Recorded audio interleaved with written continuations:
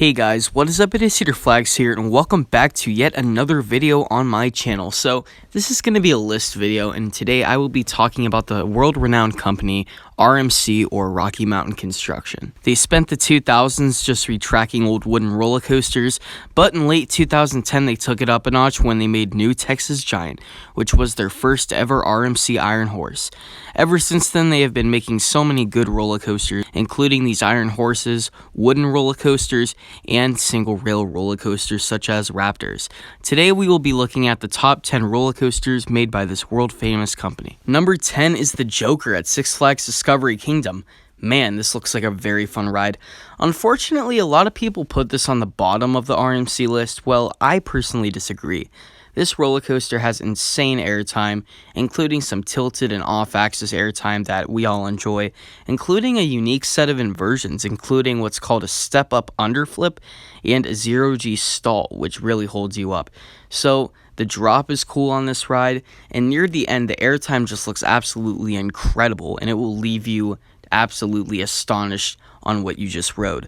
Number 9 is actually Storm Chaser at the new Kentucky Kingdom. This roller coaster may not have the longest layout, but it's definitely short and sweet, because looking at the actual POVs and off-ride videos of the ride, it may have a few airtime moments, but I've heard that every single last one of those airtime moments are incredible. That barrel roll drop, that camelback right after, the off-axis airtime hills, the trick track double up, I've heard that every single last one of those are incredible, breathtaking.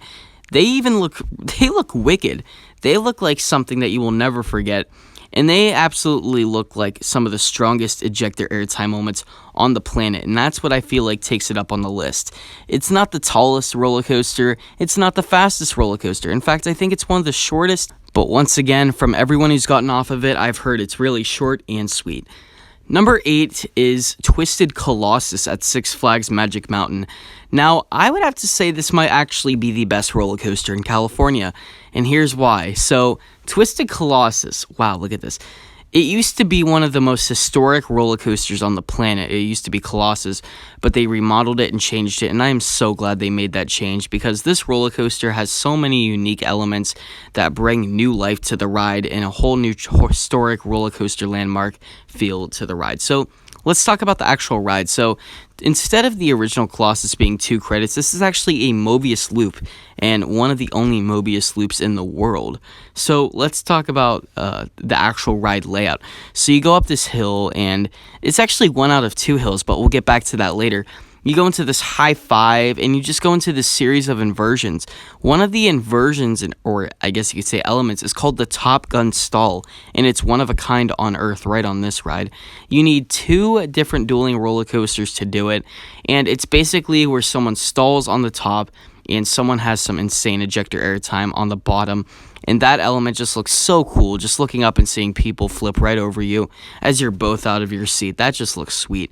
And all the other elements on this ride, like the high 5, like I said earlier, and the ejector airtime hills, absolutely looked like an amazing ride. In fact, I used to think this is probably top 3 RMCs, but I mean, RMC just keeps getting better every year with better and better attractions.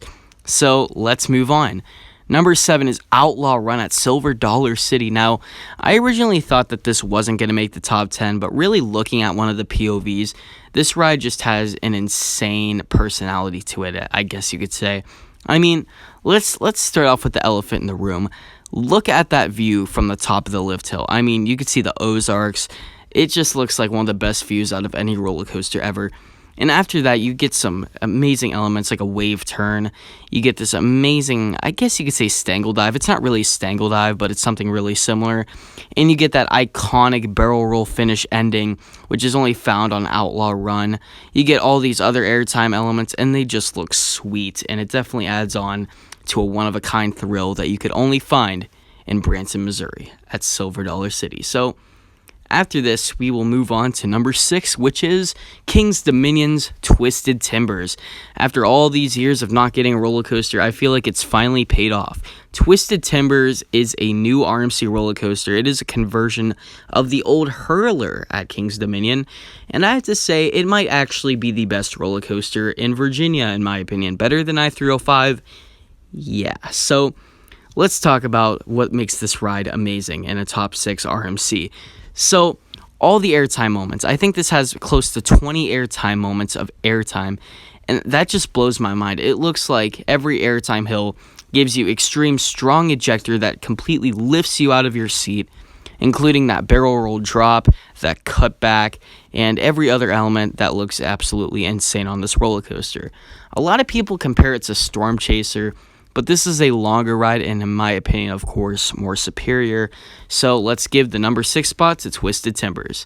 Number 5 is Medusa Steel Roller Coaster at Six Flags over Mexico. So let's talk about this one. This one reminds me of a lot of different RMCs, and I think the one that makes this really a top 5 RMC is the overall layout of the ride. This probably has the most unique layout to any RMC in the world currently. I mean, this layout just goes everywhere, all over the place, and it's just elements after elements after elements.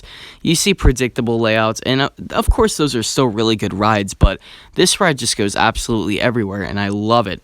It's really hard to memorize the layout, and this ride just looks like it has so many airtime moments that pop you out of your seat. Unfortunately, it is located in Mexico, which, not saying that's a real bad thing, but of course not a lot of American coaster enthusiasts really talk about it, since it's more of a MCE, Mexican coaster enthusiast. Is that a thing? I guess, you know. So, yeah, number 5 definitely goes to Medusa for being such a unique ride with a unique layout.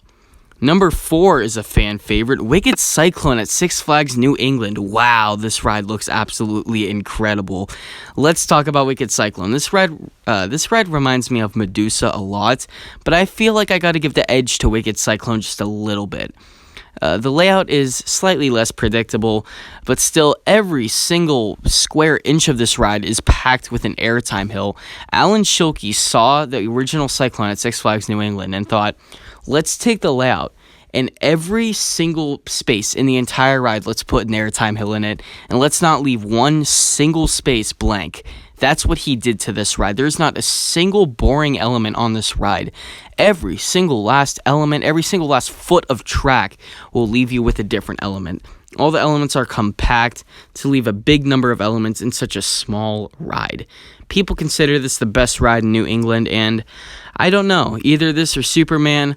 I really can't tell. I have not been to New England, so I really can't tell you my opinion, but that's really it. So let's go to the top 3. Number 3 is Lightning Rod at Dollywood, another short and sweet attraction. Wow, this ride is probably really close to the top of my bucket list, and let me tell you why. All of the airtime on this ride, not as many airtime moments as some of the other rides on this list, but all of the airtime hills look long and drawn out and very forceful, like the 2 camelbacks after the first launch that lead you into that 160-foot drop. That just looks absolutely incredible. And that wave turn, that has to be the biggest wave turn on any RMC ever. It probably is, actually. That wave turn looks absolutely wicked, just looking down 120 feet in the air as you're just completely flying over that wave turn. Those other airtime moments, that off-axis hill, and don't forget the legendary quad down. This is the reason I want to go to Dollywood. Those 4 consecutive airtime hills that go down a mountain.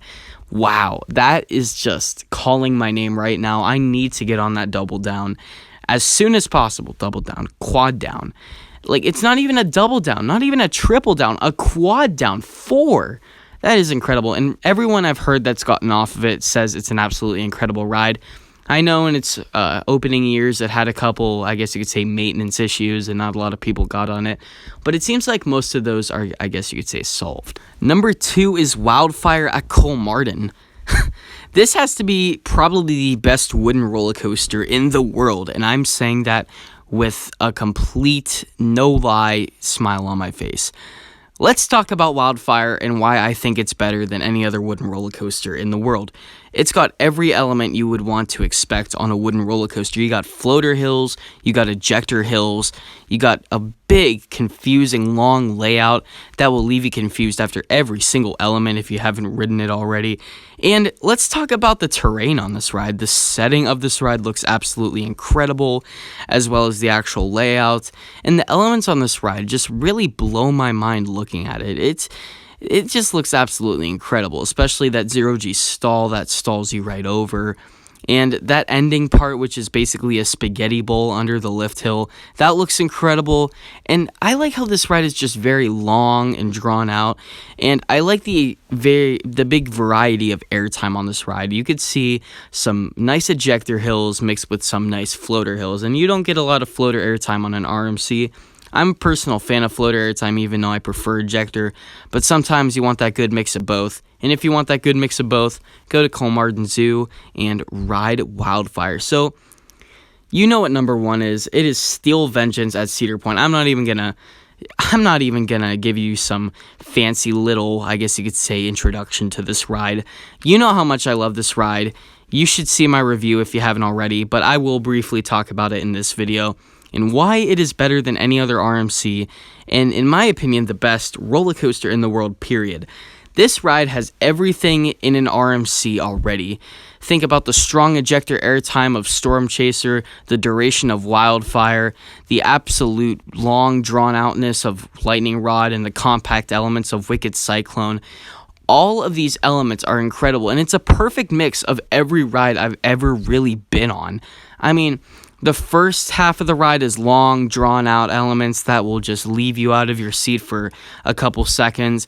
Then after that mid-course brake run, it takes a little turn for some shorter and more compact elements that will be more forceful. I've always really liked the long, drawn-out elements of Millennium Force, and then I always really liked the compact and twisty elements of Maverick.